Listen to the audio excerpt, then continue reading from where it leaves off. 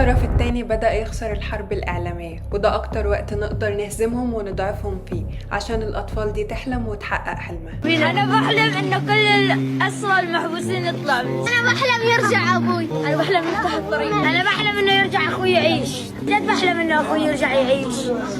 قعدنا مستاهله. ولو فاكرين ان احنا مقصرين وما نقدرش نعمل حاجة، لا احنا نقدر نعمل كتير قوي، ودي 4 حاجات ممكن نبدأ بيها.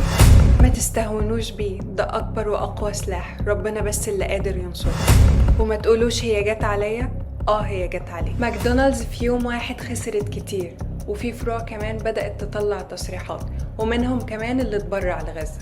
ومع استمرار المقاطعة، الفروع حوالين العالم هتضغط على الشركة لتغيير سياستها والتخلي عن دعم الاحتلال.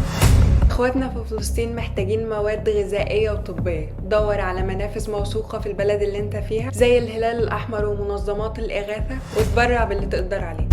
بما ان الإعلام الغربي بيتعمد يزيف الأخبار، فخلينا نستغل انهم بدأوا يفقدوا مصداقيتهم والناس عايزة تعرف الحقيقة، اننا نترجم اكبر قدر من الاخبار والصور والفيديوهات الموثوقة. ولو مش بتعرف لغات او مش قادر تعمل ده، ادعم الناس اللي بتعمل وتوصل للغرب الاخبار الحقيقية. قال رسول الله صلى الله عليه وسلم: المؤمن للمؤمن كالبنيان يشد بعضه بعضا.